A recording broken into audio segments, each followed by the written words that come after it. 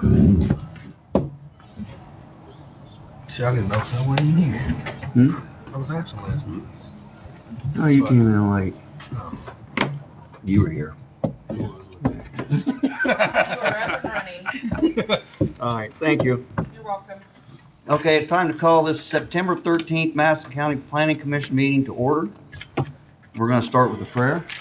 Let's all pray. Bow your heads. Dear Lord, we just thank you for this day. We thank you for so many blessings that we have in this country of ours. Lord, we just, sometimes we don't really appreciate all the freedoms that we have, Lord, and we just lift those up to you today, Lord, that we really do appreciate that, and that we really do, hopefully, that we can run this country as free as we can.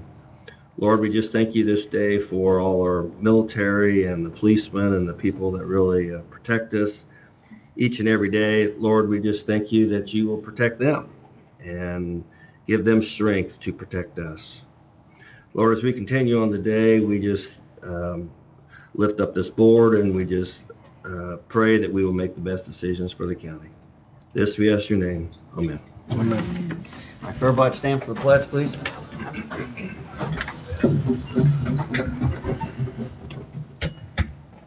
I pledge allegiance to the flag of the United States of America and to the republic for which it stands, one nation, under God, indivisible, with liberty and justice for all. Thank you. Okay, Stacy, can we have a roll call, please? Absolutely. Mark Geary. Denise Spooner. Here. Jerry Alexander. Lindsey Brown. Present. Tom Shepard. Here. John Richhoy. Present. John Zimmerman. Here. Corey Bonander. Here. And Wes Likens. Here. Thank you. Thank you. Okay, the August 9th minutes. Are there any addition or correction to those minutes? Move me from absent to late.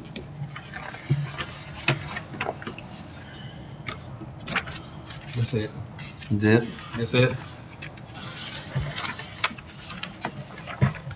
Do we have one correction? Anything else?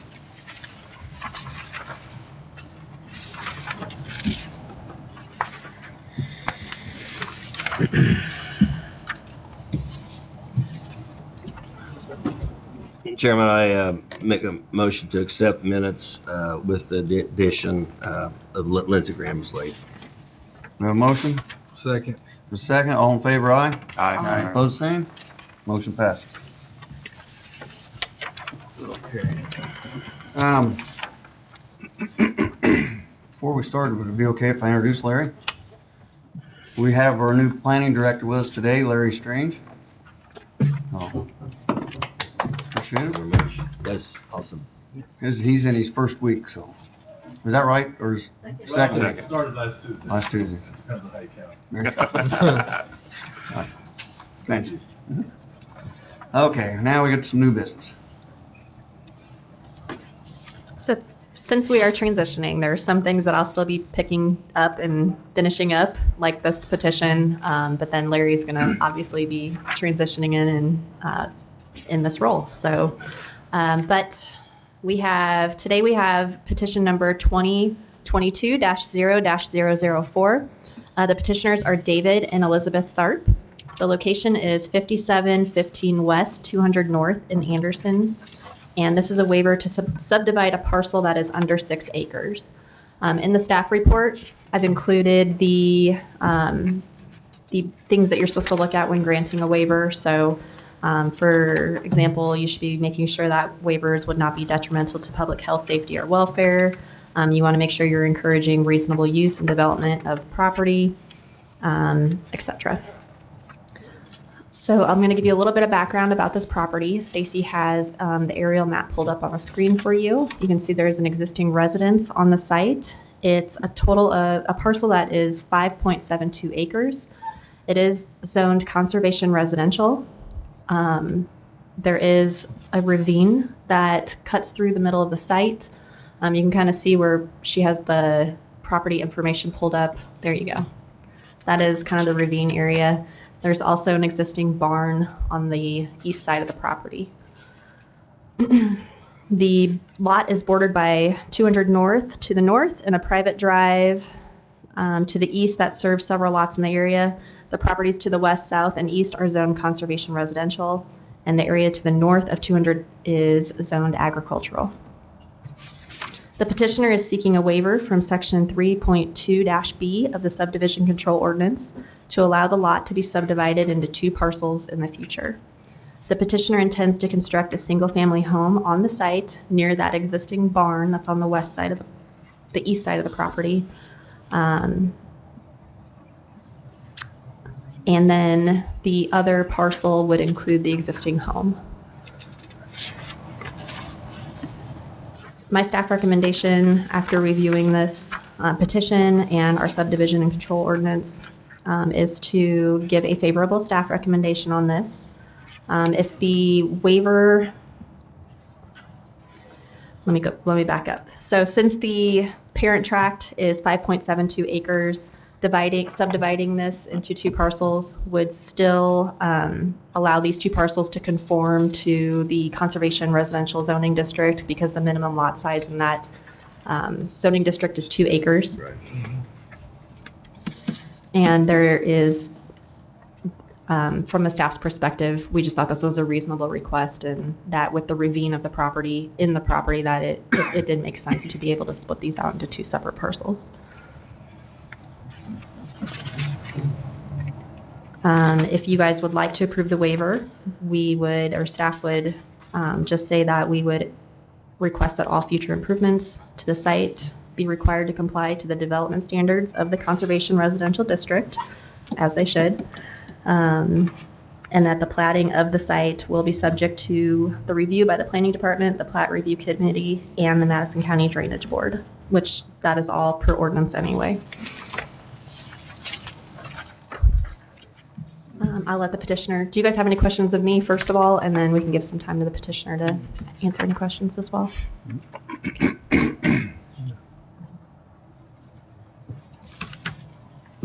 You guys, would you like to speak? Not unless you need us to.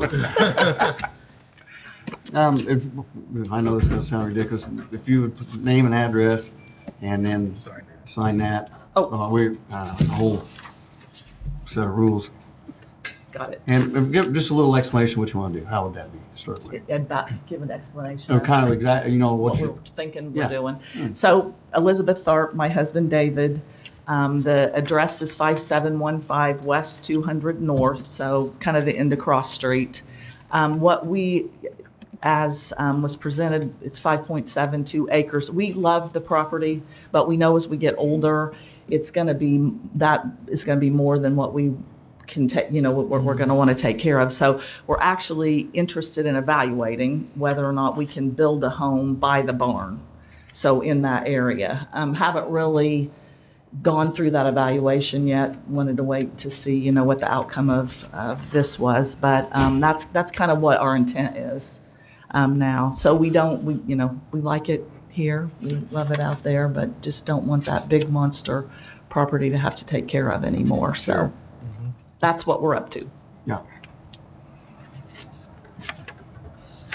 While you're up there, anybody up here have any questions for them? No. Yep. I want to put a motion on the floor to accept the proposal as presented. Public. Oh, yeah, public. Motion to stay. Yeah. Any comments from the public?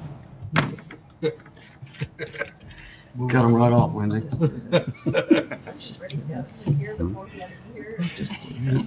right, it's the most energized I've seen her. Thank you. Thank you. We're done. Yeah. You're done. You gotta leave. Huh? Thank you very much.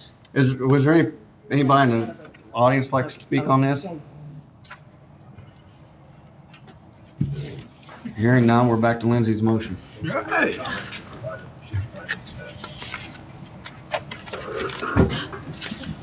Need a second? Oh, do we have any findings? Oh, yeah, the findings are. Written staff report. Staff findings. Staff report is your findings, your state proposed findings and recommendation. partially read into the record. You want to add those in, Lindsay? Yeah. So, change my motion to accept petition number 2022 W-004 with the staff recommendations and findings. Okay, we have a motion. We have a second. Can we have a roll call, please? Yes, sir. Denise Spooner, Yes. Lindsey Brown, Yes. Tom Shepherd, Yes. John Ridgewine, Yes. John Zimmerman. Yes. Corey Bowlander, Yes. and Wes Lakins. Yes. Thank Motion you. passes. Thank you. Thank you.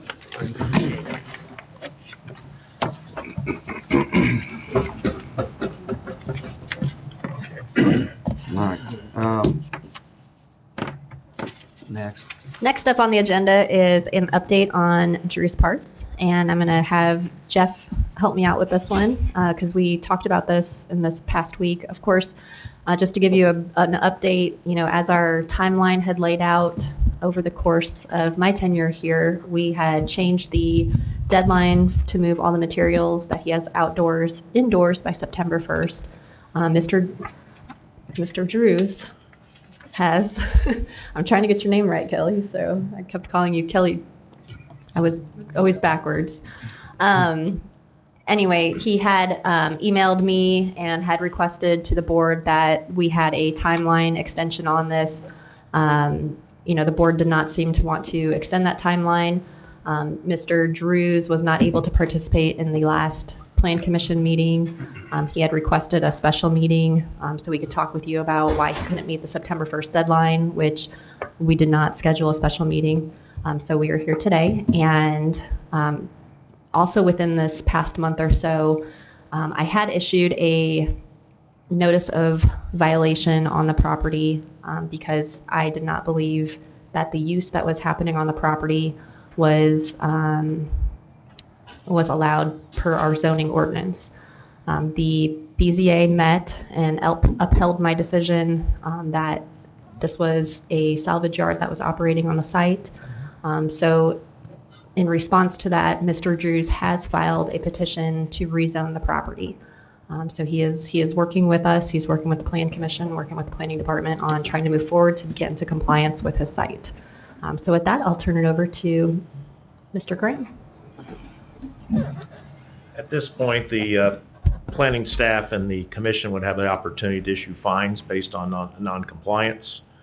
You can also forego those fines until the rezoning process is complete. My understanding after talking to Rachel is that in order to be fully compliant, the petitioner would need not only to get a rezone, which would require the Board of Commissioners approval as well. It's an ordinance change because you're changing your zoning maps.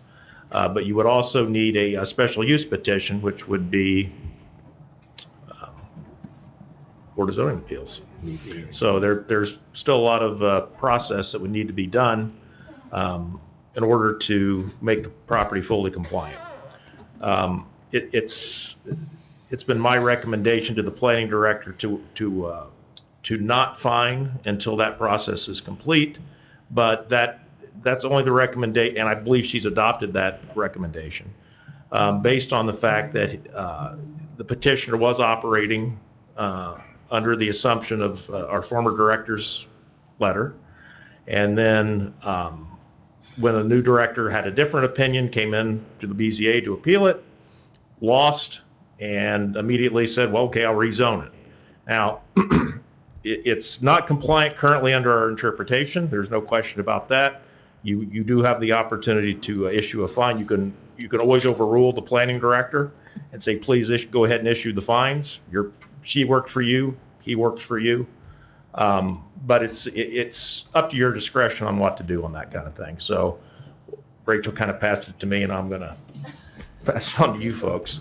But it's completely up to you if you want to start a fine immediately, or if you wish to hold off and see what happens with the zoning. If the zoning fails, then I don't think anybody's left with much choice, including our planning directors. But if the zoning goes through, you have to decide what you want to do on that. And right now we don't know. That will be at our October meeting. Will be the petition for rezone, and then likely in front of the Board of Commissioners. Either way, no matter how this board decides, it goes to this commission decides, it goes to the Board of Commissioners. So you'll have to end of October, we should know one way or the other unless there's a continuance. But that is this commission's decision. If you want to direct your planning department to issue fines. I think to consider that I guess from my perspective, if he's working through the rezoning process and he does get rezoned, he potentially could have the materials outdoors still. It's going to depend on the conditions that the Board of Zoning Appeals. So let's say he goes through the rezone process, it gets rezoned, then he applies for the special use, and the special use gets discussed at BZA. The BZA could put certain conditions on that use, and that can talk about that outdoor storage of materials. So, just some things to consider while you guys are mulling this over.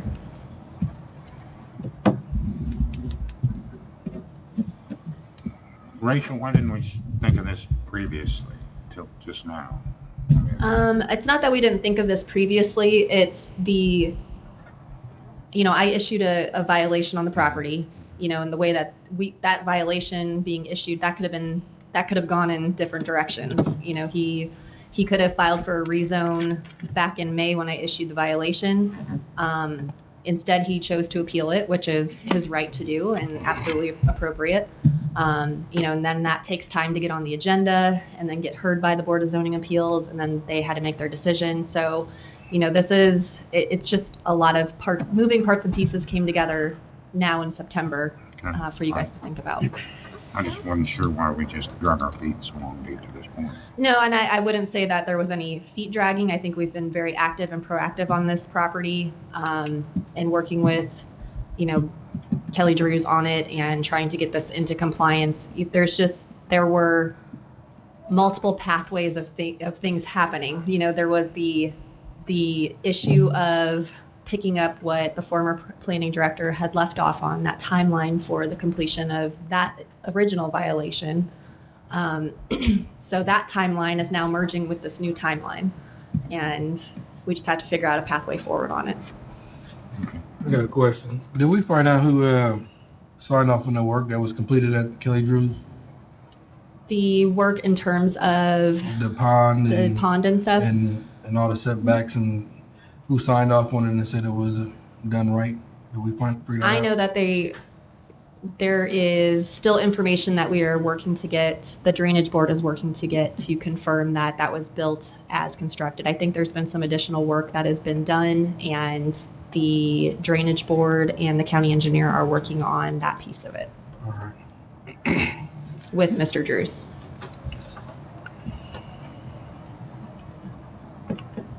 From the planning perspective, the buffer yard, that would be me saying that that was completed. Okay.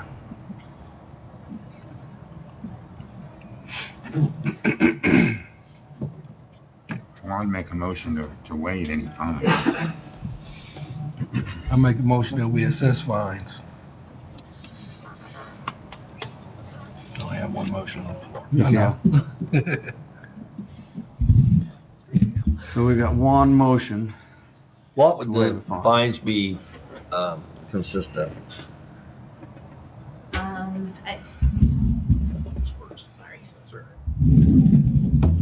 The planning department has discretion on the amount of the fines, so that can be, but you again have I think the maximum is $2,000 a day is what you could go up to.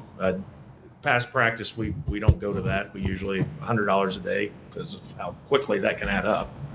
But it's in the script. You also have a lot of tools here you could use. You could start the fine and suspend it until which time the thing is final on the rezone. And if it's unsuccessful, then you've got all that amount ready to go. If it's successful, then you waive it. It's completely up to you what you want to do. There's no, as of today, there is no fine. So to waive the fines would not be quite accurate in the way it's termed. You could say, I think your two major options are we going to institute a fine today or not? And if not, when are we going to start? Do we want to institute a fine but suspend the enforcement of the fine until the zoning and special use is completed, which should be completed no later than December 31st? to run through both processes. Yeah. So that's kind of what you need to decide. But, the property is not in compliance now based on our interpretation, based on the BZA's appeal. So you've got that out there. You have to decide what you want to do about that, knowing the history of the property and knowing that the owner has petitioned to rezone the property. Rachel, what was the date that you originally had given and made the changes for the new deadline for September 1st? Originally, the timeline that Mr. Newman had put in place gave Kelly Drews until December 31st of 2022, and I had changed that to September 1st of 2022. And when did that change happen? We did that May. Was it May? February? May. May. mhm. So he's known since May. I think it was May. Was it May? April Yeah. or May? It was in the spring. I can go back and look, but My biggest problem with this is that we knew from the beginning that this was a salvage yard. It was not a parts distribution center. It's titled as a salvage yard on the website. It's titled as a junkyard everywhere else, right?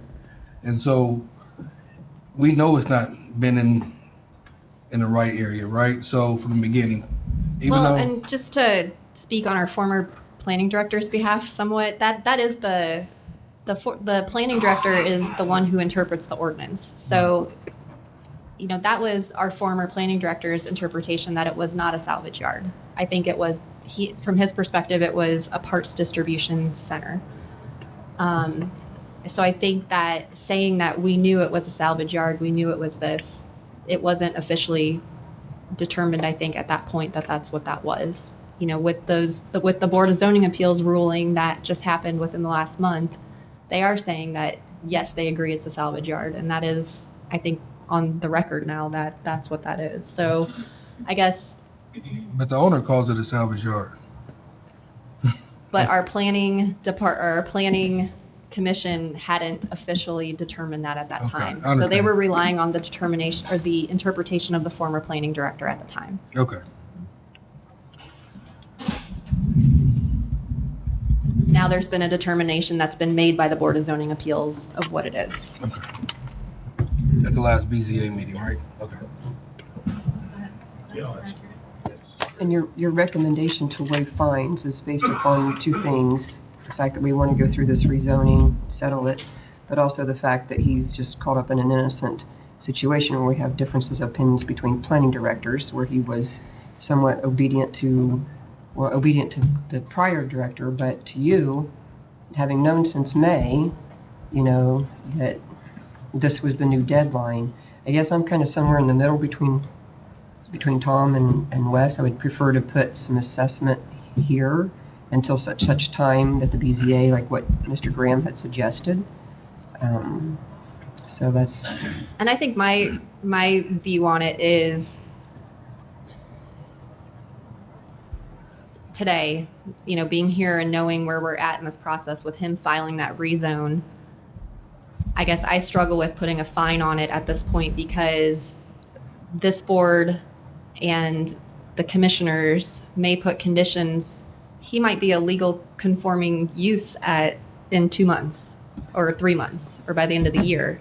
So requiring him giving him a fine for something that could be in Overturned. compliance by the end of the year, I guess I struggle with that as a planning director. And I think, we've been very clear and upfront what our expectations are, of course. I think I have been since I've started working on this project. We put a clear timeline in place, what the expectations are.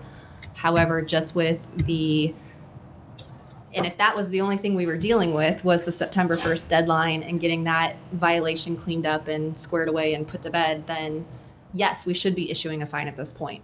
However, with the zoning violation, the separate issue of the zoning violation plus, the appeal and having a determination by the Board of Zoning Appeals that it is a salvage yard. And then now that he's filed for that rezone, I just, from my perspective, I don't feel like it's appropriate to issue the fine because, again, he could be a compliant property by the end of the year, and it's okay for him to have that stuff out. Or the board could put different stipulations in place to allow him to have that special use that Right. might say you can have some materials outside, but maybe what's out there right now isn't necessarily appropriate. So again, this is just one of those tough projects that we've had that has Yeah. a lot of moving parts and pieces. And, I'm an interim director.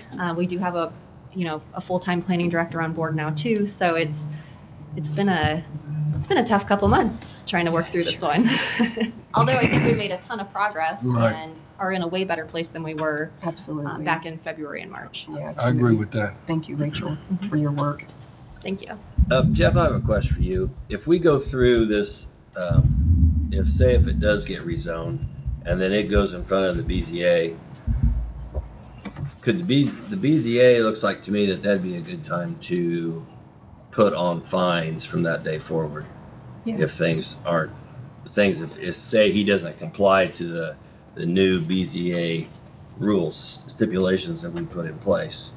And absolutely, the director can absolutely do that. That would be it. Or the plan commission could Right. authorize the director. To me, that's the time to put the fines in place, to back up the decision that the BZA makes on the exceptions to the new zoning. I think it's just Yeah. that there's an active petition to come into compliance.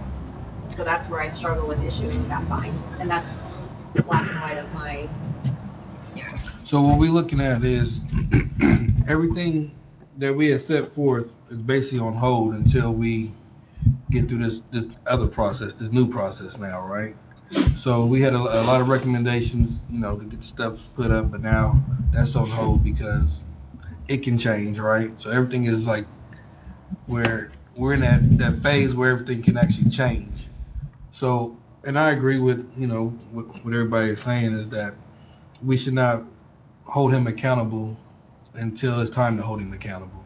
Because right now we're in that gray area. And so, I don't think we should even vote on if we should fine or not, because we're not fining anyway. So, I mean, There's no requirement to Yes. vote. The only reason you would vote is to overturn the planning director's discretion. right. So, I mean, until we figure out, we have the meeting and vote on yay or nay on approving the ordinance change on that area. I mean, there's really nothing we can do. We cannot force him to do anything right now, so. Jeff, if the BZA places some restrictions on their special exception, would you have a time frame with that Yeah. Mr. Drews had to come in compliance? So you give BZA him, can do anything that's considered reasonable. Yeah, You that's said kind of 2 what I'm hours, that thinking, probably John. wouldn't be reasonable, but 30 days or Yeah. something might be. So there may be some time period after your BZA meeting. Okay, thank you. I'm just tired of this. Agreed. And Lindsay, I guess let's give us all some credit because there Yes. has been a ton of work done. Yes, and and I I said know that. it's not done and put to rest quite yet, but we have taken some huge steps forward on. Yes, I think under your leadership, we've seen a lot of growth in that area, So I'm happy to see a lot of a lot of changes, but I don't think it would have happened without, you pushing and putting your foot down. So I'm actually really happy for that, right?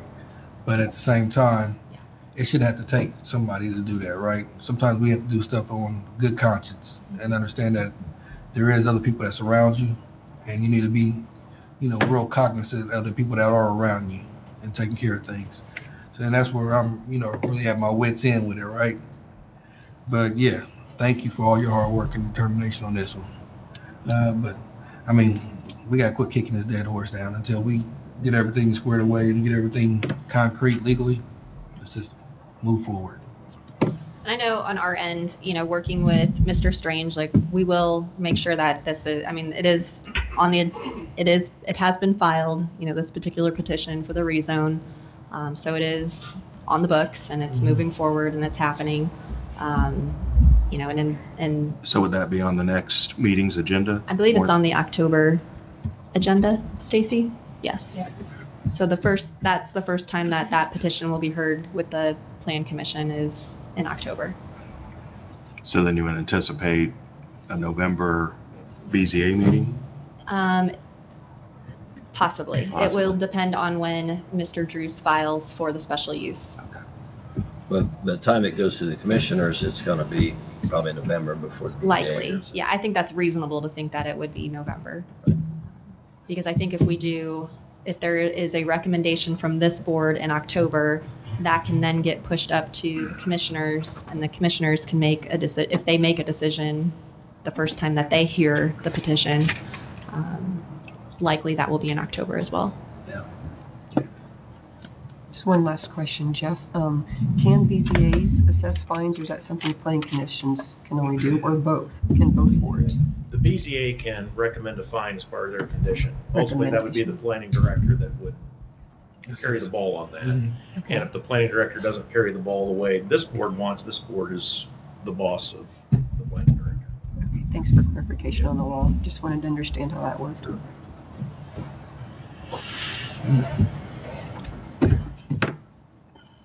We're ready for the next item then? No. Nope.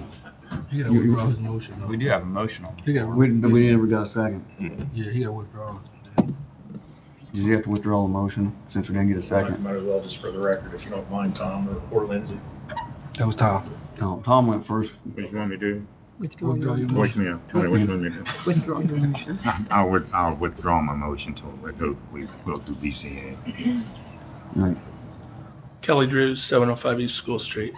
I guess there was one question we haven't been asked, because no one comes out to look. Did we hit the September 1st date? No. How do you know? No. I got drones. Okay. So September 1st day, you supposed to have all the equipment lit up, Okay. all the heavy duty equipment out there. Correct. So actually, before it started raining, when I flew my drone, unless you did it all in a couple of days, there was still a lot of heavy equipment that was out there. Okay, so September 1st, we did not have everything in the building. As of today, 99% of it is in the building.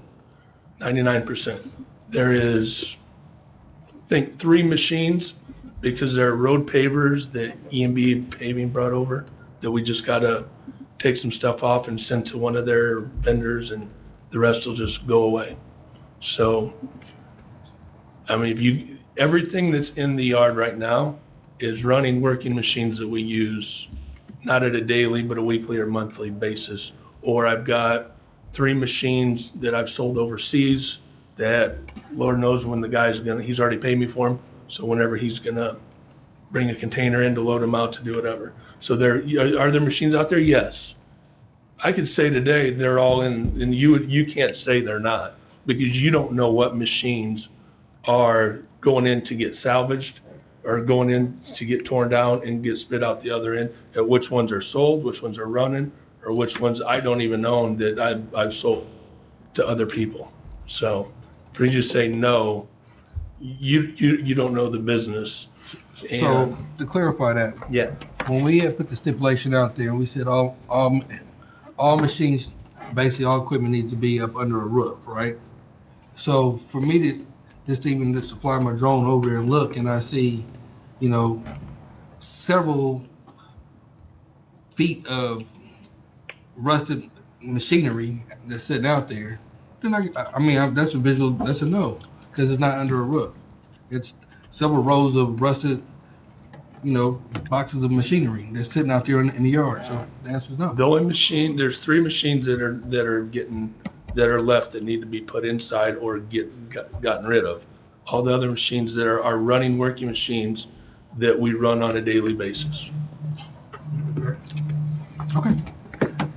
And once again, I would love for you to come out. I mean, Lindsay, you've told me 3 or 4 times you're gonna be out. Never seen you. I mean, I've been on, you guys knowing that I know of, unless you come in after hours. Tom, I'll know, he'll run through and he sees the progression, and if I see him, I'll run out there and I'll talk to him, and you'll see what is being done. And if you go by there today, in the yard, there is 1 row of machines, and all those are our machines or other customers that we are waiting to send out, then pick up, whatever.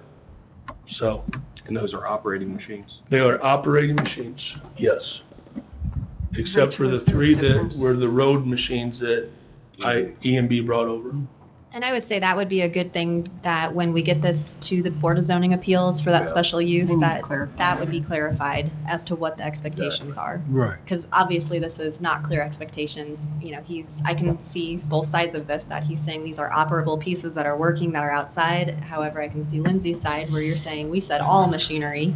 So, you know, I think that would be a great opportunity to get that piece of it clarified. That's why I wasn't gonna debate it, because it was schematics, right? I mean, it's all about interpretation, so I wasn't You'll gonna have debate to, it. you'll have to somehow clarify all that in the BCA meeting. Right. That you're gonna have machinery sitting outside operating all day long. Yeah. With machinery coming in and machinery going out. I guess So there's always at some point in time during the day gonna be machinery that's Right. outside. And I think too, you know, with the interpretation of the former planning director saying, you know, this was a parts distribution center versus now a salvage yard. If we're saying a salvage yard is okay on this site, if that's what the determination is for a rezone and we go to the special use and those all get approved, you know, that might completely change the way that the Board of Zoning Appeals says what is okay and not okay for that site. So that's, again, this is where I felt funny issuing a fine, because this could all be redetermined on what's appropriate and not appropriate. Right. You can turn from apples to oranges, right? Yes, exactly. Mhm. You know, where as before, you know, this may have not been appropriate. Now, moving forward, it could be appropriate, or at least, you know. And even when and if the zoning takes place, our outlook of how it's done is not gonna change. Because I've said before, to be the most efficient, most productive is the way we are going to now. And you said she issued it in May. Well, we've been still on the same timeline for the last year and a half. That wasn't changing. By December 1st, everything was gonna be inside. And we've got 99% of it in by September 1st. And I told you guys months ago, there's no way in the world I was gonna have it all inside by September 1st. And they have 99% of it in. I mean, I'm glad. it's crazy. It really is. We sat there yesterday talking about, it's like, there's no way I mean, 3 months ago, there's no way we had this where we're at. So to have 99%, well, that's not good enough. Good luck to everyone else. Well, thank you for your hard work, man. Stop by. You don't live that far. I know. Instead of sneaking around with your drone, you can It's always not come in the sneaking. front door. It's not sneaking. Sometimes, you know, I got a busy work schedule too, so I gotta get in when I fit in. You know, I've been a proponent of Drew's ever since this whole thing started. And if you look at the property out there, he has spent a ton of money cleaning it up. I mean, it looks 100 times better than what it ever has, as far as I know. So, you know, I don't want to fine him anything myself, and I think we passed that I took all that motion back out of there. You know, I don't know how to put this, but I'd give him more time. I'm sorry. Well, Tom, I think you're missing a point on this though, but no matter how much money he spent on it, you got residents that's living around there that has to deal with that stuff. So it should have been done in the first place, and we shouldn't have to wait to force somebody to take care of their land to put it at that level because for the residents to live around there. I mean, you wouldn't want that in your backyard, or you driving around and you looking at it on a day-to-day basis. So it's not the point that he has spent money to do it. He should have been spent money to do it. We shouldn't have had to force him to do that. It should have already been done. So I don't, by saying that, that's not a good thing to say, right? I mean, because in reality, this should have been done, and we shouldn't even be discussing this today. It should have been taken care of. There's no reason why we should have to deal with the flooding in our area because of the vegetation taken away from that area. I mean, everything that has occurred within our neighborhood, it stems from a situation from north of us, which is Drew's Parks. So by saying that is like almost saying, okay, well, I'm sorry you made a mistake, but thank you for helping us. No, that's not true. No, you made a mistake and you got to deal with your consequences because as we all know, there's consequences for people's actions. So you go back to the pond, and the pond, we put the pond in. No one's talking about the discharge of the water off there. We had a 500-year storm 2 months ago, and according to the engineer, our pond caught like 1.2 million gallons. And I was on an airplane coming home that day, and before it got dark, I wanted to see what was in the pond and what was down in his property, and theirs was totally flooded, and it's been flooding for 40 years, and I've had all the neighbors tell me that aren't against me. Yeah, I gave doctors and all that down there. There was always flooding. And when I went down there that day, I looked at the pond. That pond was dry as a bone that day, and it was one end probably 10 feet, other and 12 feet of water, and over 1 million gallons is what they calculated. And you go down to the end of Flintwood, and you can't even get down there because they're still flooded both ways. So I'm not gonna discuss that right there. Did the one landowner remove the obstruction that's over the culvert pipe down there? I don't know. Ultimately, most of that runs down there, and if that's. And then it's right there where he's So, always complaining. but let's be realistic, 'cause when we had that big rain, the water ran around your pond and not into your pond. 1.2 million gallons went into the So pond. it went around your pond, down the side of the road, across the street to where it normally never goes across the street at, into the other neighbor's yard where the water never actually saturated. And at that time, due to the muddy slides of the runoffs, you have the person that fully owns the lake that sits behind me. I don't know who did it, but they blocked the lake because they didn't want all the mud going into the lake, which would cause the lake to start rising. And then which now, after 13 years, I had to do a flood insurance claim for the first time ever. So like I said, it all stems from Drew's parts. So let's not talk about the good things when there's a lot of bad things that's going on. Where, I had to actually go pick my wife up and walk down the side of the lake in the back of my house because she had to park down 4 houses down to the lake, to the neighbor's house, because she couldn't pull into my driveway. And she's a nurse practitioner, so she had to be first thing in the morning at 5 o'clock back to the office, and I had to walk her right back in the dark. So let's not talk about that.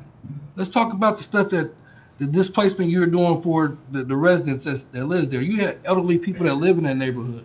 I'm actually the youngest couple that lives there. I put the pond in there to help alleviate the problem. But you caused the problem. You're not understanding. Hold on. Just during the Okay. building site. I would say we've totally lost, we're off track on what we should be. You're right. But I focusing didn't on, want to and keep Lindsay, going I with mean it. that in the most respectful Yeah. way, but How yes, we know. how was it just last week when we had a 3-inch rain?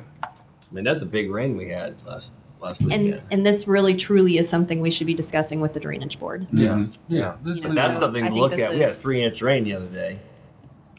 So like I said, And I know there are- How bad was The it? biggest It wasn't culprit and this is just my opinion, the biggest culprit in all those residents flooding down in that area is that culvert pipe that's plugged up. now. Yeah, I would say now. Yeah, that is a big key to it too. So I'm not going to throw it all on him, but I'm just saying the start of it. There's It starts definitely there, multiple yeah. issues going on. Exactly. Rachel, I would like to have this board be informed of whoever it was that signed off, Rendell Miller, who stated that he would come and look at that. And I think that we need a final determination. Is this pond built correctly? Is it doing what it is supposed to have done? And why there's someone that is qualified that can talk about this runoff and damage, because I understand that from my understanding, the final pond down at the end of Flintwood is privately owned, and that owner can, because there was pictures submitted to this board showing all of the dirt, the mud, coming into that pond. You can see the differences between the clear blue water and then, brown dirt. So where's that dirt coming from? And so I think a determination needs to be made, and I don't know, John, I agree, that end person plugging it up definitely makes the water pool down in the neighborhood, but if that's a privately owned pond, does that homeowner have the right to do that? No. Okay, so I don't know those questions, but I think someone needs to make that determination that's qualified and report back to this board. And I think ultimately that is the drainage board's piece of it, that they are working with RMA on getting that information from them. So I know I've been copied on emails between the county engineer and RMA asking for this information. There is a drainage board meeting tomorrow, I believe, on Wednesday, and this is supposed to be discussed on it too. So I think, from the planning director's perspective, I think, Larry can certainly be asking those questions of the drainage board on, give us your sign off with that permit that was issued by the drainage Yeah. board. Yeah, we need to stop arguing back and forth whose fault it is and actually have a professional determine this situation. Well, it's been inspected by a professional engineering firm outside of the county, and the pond has met its inspection on that part. Now, Can we get a copy of that? when you get 8 inches, sure. When you get 8 inches of rain, things are different. You don't necessarily, build structures to handle that amount of rain that comes down in a very, very short period of time. And did it like 4 And so hours. things change and water goes places that it normally doesn't go. Right. So I think it was unusual that it went around, some of those buffer mounds and some other things. In that situation, no, especially with as much hard surface areas out there at the moment with no grass, it all hasn't settled out. That way it would have made a lot of difference. So a year from now, probably still would have been some going around, but I would suggest that it would be less. Is there things to go look at and make sure that that's, there isn't something else you can change that would make that better? Certainly, and that's what Rachel was alluding to, that Jessica's looking at that to see if there's anything that could be changed to make that better. But his plans and what was presented, were inspected by Banning Engineering, which is a very reputable engineering firm, and he thought they had met the expectation of what should be done.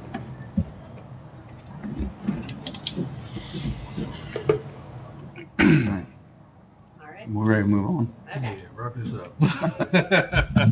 Good discussion, guys. Not over yet, but at least we are making progress. I think next up on the agenda is the fee schedule, and we're going to have Mr. Strange come up and talk about that.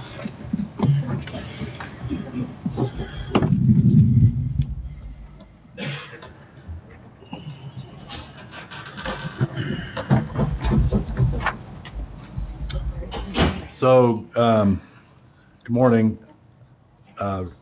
Rachel has handed me off a fee schedule that was developed by her in response to a perceived need to make our fees more clear and just kind of put them into the code in a more legible way. The biggest thing and I've reviewed the fees and the proposed fees. I did ask her about what kind of analysis went into, was a comparative analysis done between our fees and other local counties. She said she based it on the town of Pendleton, which recently did a comparative analysis, and the fees jive with that. I don't have any problems with any of the fees that she's proposed. The one thing I did think, and it's ironic that we talked about fines today, is that in counties I've been associated with, there's kind of a set fine schedule in the fee schedule. Whereas here we just have kind of the director's discretion to assess $100 or $2,000 or whatever. So my thinking, I was going to talk with Jeff and Rachel about this, is adding a fine component to the fee schedule, which would go to you. And that way, when this comes up, whether we issue a fine for 50, 100, whatever, there's a basis for it. So I would hope to have that at your next meeting. I would agree with that. I Me think that's a too. very wise idea. Takes a lot of pressure off of us to try and determine what should be a Well, reasonable that's fine too. I as mean, well. do I fine them 100, 1,000, whatever? So, Yeah. I mean, it's in the code. I mean, by code, we can put that into the ordinance, into the fee schedule, the fine schedule. And it would allow for example, in this case, I don't know, I still don't know how everything happens here, but, you would say Rachel issued a violation. I believe, and I don't quote me on this, but there's processes where they have 30 days to correct the violation, or at that point, we would issue a fine. And if they don't do it in the next 30 days, they would come probably to the Board of Zoning Appeals to hear it, to either come up with a recommendation or to pass it along to the attorney, who would then start the process, a more, larger court enforcement process. Yeah. So, and I will put that in a memo, and we'll have all that ready for the next meeting. That's good. Thank you, I appreciate that. So we'd be looking at the fee schedule and the fine schedule at the same time. Yeah, I'll just make it part of I mean, she's got a spreadsheet with the proposed fees, so the fine schedule would be in there. Okay. So just, and I'd put a little note, a process thing, and make sure, run it by Jeff, make sure it's all copacetic, and we go forward. And that would give us a way to handle, I mean, I have no idea what started this, but when we get a violation, a situation that requires issuing a violation letter where we can't come to terms with the violator, it gives us a very strict process that we can follow, and they know what we're doing, and we know what we're doing, and, hopefully that keeps things on a steady path. I mean, I think they've done a great job. I know I've seen these situations, and I know there's so many things happening, you just can't do it all at once, and they don't get solved overnight. I do appreciate what you said, 'cause that gives the violator, he can clearly look at that and know what his fine could potentially be if he doesn't become compliant. Right, and my proposal is not perfect. I mean, there's, most of the time, in my experience, the fines don't get paid, and then we end up bringing them to the BZA or to the attorney, and eventually some event happens that somehow it gets resolved or doesn't get resolved. Assessed to the land. Yeah. Right. But I've really seen this work, and I appreciate my philosophy of code enforcement has been, if they're making active progress and we're working with them, and our deadlines and expectations are realistic, and also respect the people that may be affected by whatever's going on, the residents in that area, all those factors have to weigh into this. So having a very clear process, because these fines, by Indiana code, the way these fines go, we have to give them 30 days. There's 30 days, 30 days, 30 days. Well, all of a sudden you're talking, 4 months, 5 months. So if she started this in May, and some progress has been made, I think that's good. So thank you. Thank you. Now I've briefed Jeff on what I wanted to talk about today. Any other questions? I think so. Okay.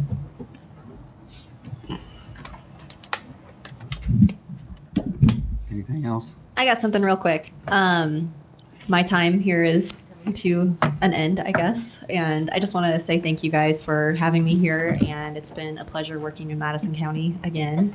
And I'm not too far because I still live here. So if you guys ever need anything, please don't hesitate to reach out, and I'm just looking forward to seeing how Larry does, and watch how you guys grow and evolve and do good things for the county. Will Larry run the Thanks, next Rachel. meeting, or is that the Yes. idea? Yeah. Thank you for your time. Yeah. Thanks, Rachel. I appreciate it. You It's been helped fun. us at a pinch there. That was awesome. I appreciate my HWC satellite office here in Madison County for sure. So I think you've done a great job the time you've been here, Rachel, so I appreciate your work. Thank you. thank you. You guys have no idea how awesome she's been in our office. She's helped put things, it's been a blessing. So she'll be greatly missed by us.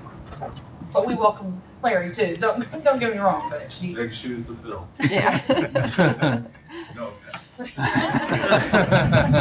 One last question. Have you heard of any scheduled public meetings for the subdevelopment down in LaPel area? I have not, and just I've been trying to stay out of this one just because of my conflict with it being the petitioner is working with HWC Engineering on that drawing for that site. So I've tried to not be involved as much as possible. Well, if someone could touch base with Liz or let us know, I'd be interested in learning if they are doing public meetings down there, what's happening with that development. Yeah, and actually, Larry, you might be able to. You did talk. Well, there was a call came into our office yesterday, wanting to know if we had told if the Plan Commission knew, but this is like 4 to 4 or 3:30. There was a public meeting last night. I don't know if it was a public meeting. I thought that the developer called me last week and said they were holding a meeting with the residents to inform them of what was going on, which typically happens. Typically, in my experience, that's a kind of a meeting that, I don't know that it was a public meeting, it wasn't advertised. I think it was just kind of an internal meeting with the neighborhood, and they wanted to know if we had informed the Plan Commission, and we ended up running through Jeff, and we just didn't do anything, because it wasn't a publicly noticed meeting. Okay, so Plan Commission wasn't aware then? I wasn't. Okay, yeah. Can I speak to that? No, it's not on the agenda. We cannot We discuss actually this. asked to be on the agenda then, we were We denied, were we told don't we know could why. come to talk under public comments, Petition not is not about part that of- specific. Petition is continued till October. It's not about that specific development. We were just going to provide some information about that, just for that question that we posed. But We can hear some facts. Huh? we actually asked. Okay, hang on a minute. We got- Do you want us to say what? You want to explain why, Jeff, that we need to put? Well, yeah, any evidence whatsoever that this plan commission uses to make its determination will be part of the record, and that should be noticed for all parties to be here and respond to. My recommendation is not to hear anything at all on that petition until the next notice meeting, which everybody can be here and contribute and participate. I mean, it's up to the commission what it wants to do, but from a preservation of record and from a tidy thinking down the road on possible appeals, it's always better to do it by the book. I appreciate that. Thanks, Jeff. I just wanted to know if there was one, that's all I wanted was a date, if there was a meeting that we were aware of. Because I asked for that at that prior meeting to be able to hear. So, thank you. The convention did reach out to me about just talking about getting that neighborhood thing together. That wasn't directly about that. Who did? Is the gal back here. That's the one that contacted her office. Will that be in the October meeting then? We'll be discussing this? I believe it's on the agenda for the October meeting. Yes, it is. What I was planning to bring does not have to do specifically with the Madison proposal. So this is something that's outside of that. You got, I don't think we need to speak on that. yes. I don't think we can talk on that, can we? Not the Madison, I don't think. The commission can amend the agenda, but the agenda's what it is. But a majority of the commission can vote to amend the agenda. What specifically is the item you want to talk about? We had a proposal for you guys to consider about Southwest regional leadership in this area, the area of question. It's not specific to this development. It's generally about economic development, community development in this area. We'd love for you today or at some future time to hear our remarks and our thoughts about that. Did we formally request to have be on the agenda? We called the office and asked, we were told that there would be a public comment section that we could. I would make a motion that we'd amend our agenda today to let her speak for 5 minutes, to hear what she has to say. And I would make that motion to give her 5 minutes. We can't comment on it one way or the other, so. I'm just making a motion to give her 5 minutes to hear her out, and that's it. I second the motion. Okay, we got a motion and a second. Can we have a roll call, please? Yes, sir. Denise Spinner, Yes. Lindsey Brown, Yes. Tom Shepherd. Yes. John Richwine. Yes.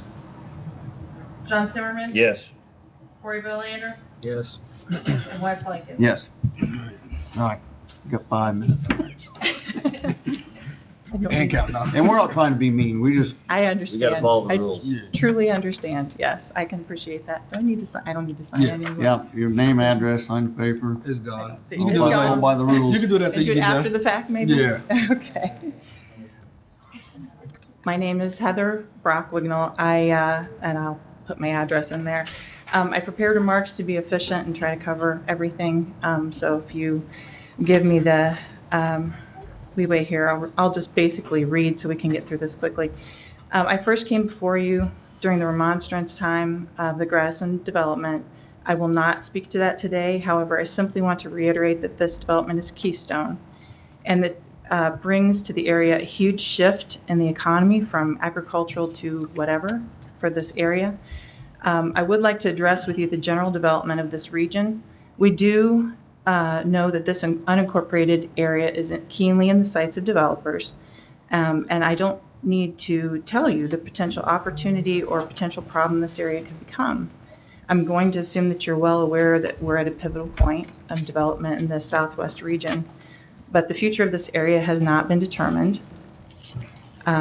And whether this region develops as an asset that contributes to the life and growth of the county and surrounding communities, or contributes to headaches, chaos, and problems of unbridled growth and financial drain to the county, lost revenues for businesses, and other unfortunate indicators of a lack of appropriate vision and committed leadership. The tipping point has yet to be determined. And I'm sure you know that a land sale and the plans of developers do not equate to leadership, good vision, and balanced growth and livable, productive community. It was very clear to me very quickly in researching this Madison development proposal and reading the Madison County Comprehensive Plan that the biggest problem facing this region is next phase leadership. That's not to knock the leadership that's been there. This next level leadership can be targeted to this specific area, and we've got to get the vision ahead of the development plans. Development petitions, sorry. In theory, it should make the Planning Commission and the Commissioner's jobs a little bit easier by front-loading the development conversations, so discussions, vision, parameters, needs, and collaborative talks can happen before the petitions reach these chambers, before they reach the desks of our county resources. We think that would be a nice thing instead of having a conflict-led type of progress here. Next phase leadership is not meant to replace what exists. Think of it like the movement from a generalist to a specialist. This Fall Creek I-69 corridor and its adjacent communities needs laser-focused attention and resources and can suffer both in the short and long term without a dedicated team collaborating to influence and guide vision-led growth. Next phase leadership needs to be collaborative in its approach, considering the community life that's already in progress for the already existing long-term developments in the area, and the residents that have already been invested here for 20, 40 years or more, for the farmers stewarding the land and caring for the rural community, for the business development that really contributes to the sense of place that already exists there. And this area is under transformation. It's already begun. This moment right now, we would like to institute a pause, however we can accomplish that, to set next phase leadership in place for successful development. There's some neighbors here with me, and we have an idea. We have some ideas for a solution. Let's pause the zoning pressure right now and establish a regional committee. Getting into the... You can't get into that deal. I can't talk about, I just talk about. Suggesting that we should pause this, to me, that's kind of crossing the line a little bit to what Jeff said. I'm just trying to... Fair, thank you. I will redirect my comments. Okay.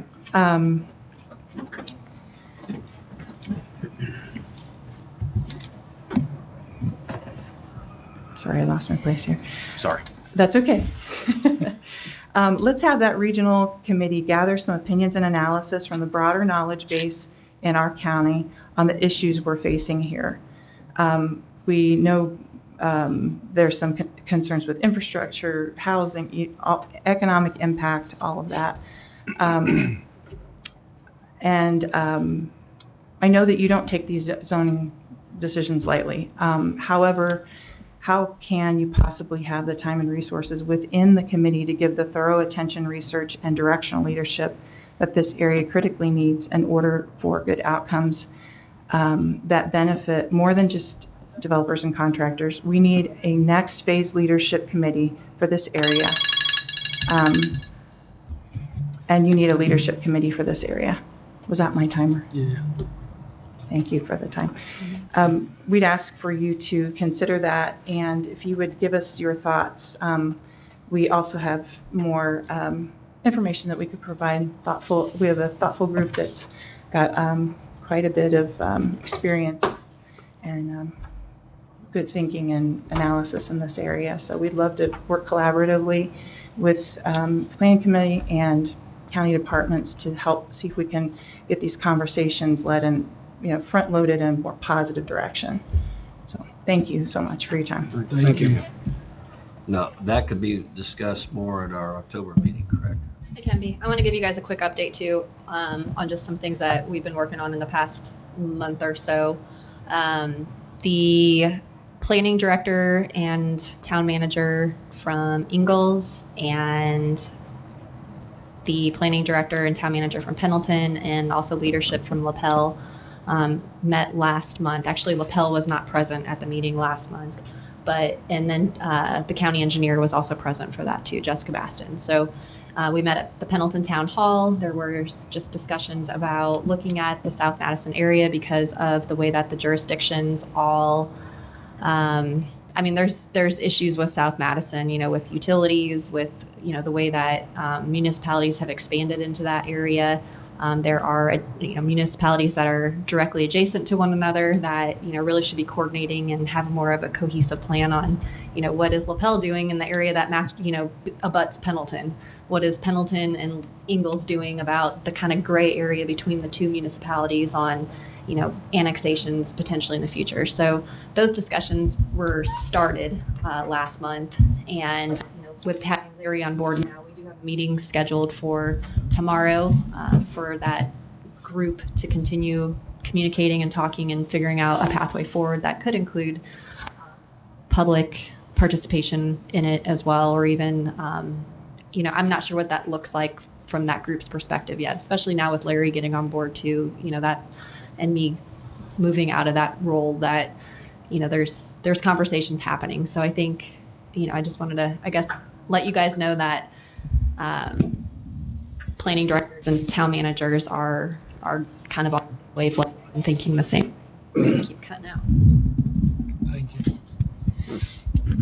I appreciate that, thanks. Motion to adjourn. We have a motion to adjourn. Do we have a Second. second? All in favor, aye. Aye. Meeting adjourned. Thanks.